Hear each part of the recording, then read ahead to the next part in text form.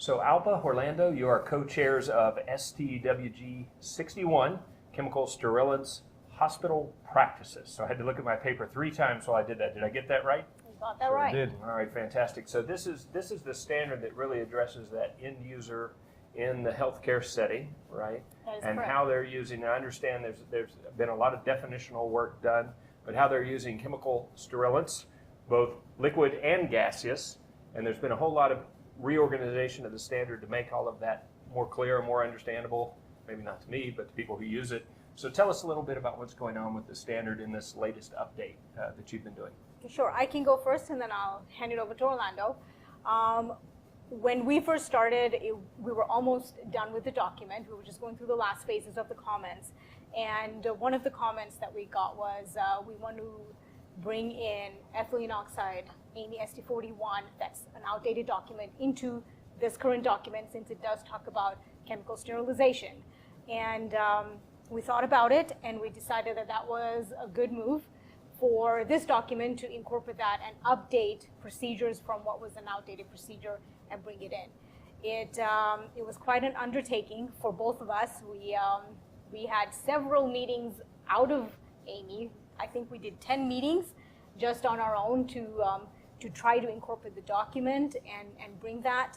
We also separated where we talk about liquid chemical sterilants and gaseous chemical sterilants. So we had both of them that we needed to separate them out, but I will have Horlando talk over how we did that.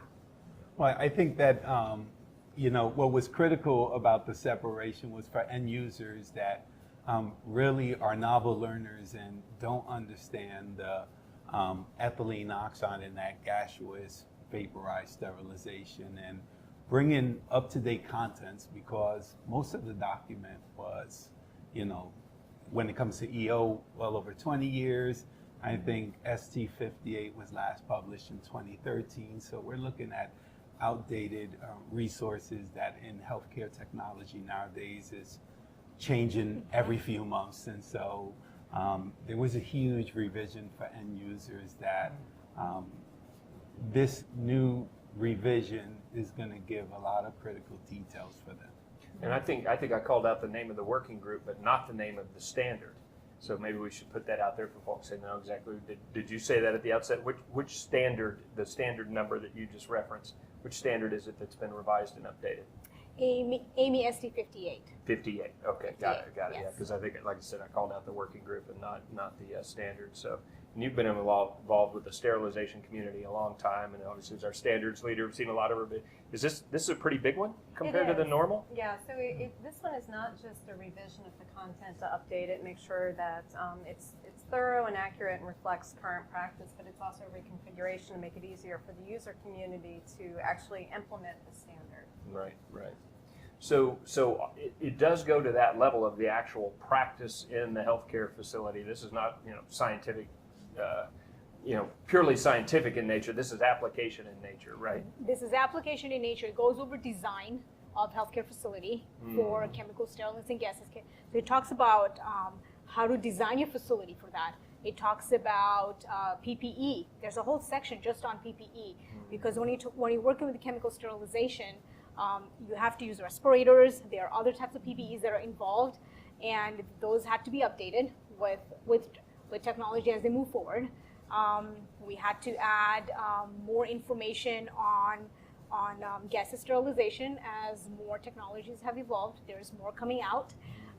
Keep it open to what is the next phase for this document and look at what is coming in the horizon for upcoming sterilization as we see with flexible endoscopes. ST91, when that was published, that was one thing that we discussed in detail. Where's the sterilization part of it? There is no modality out there right now to sterilize, and if there is, are the healthcare industry ready to implement those in? So that is something that will happen in the future, and so we're thrilled to be part of this document and to see what the next stages will take us.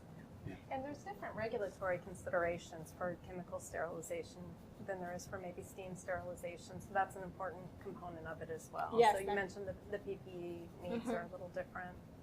There are OSHA regulations that you have to apply. There is documentation practices that you have to put in. That Horlando comes from that area, so he can probably talk about that more in detail. Yeah, I think the workflow of the document and being able to provide users guidance on not only what steps they need to take, but the whys of their taking those steps. When it So comes, the science is there. It's there application, but is definitely the there's depth. application as well as science behind it.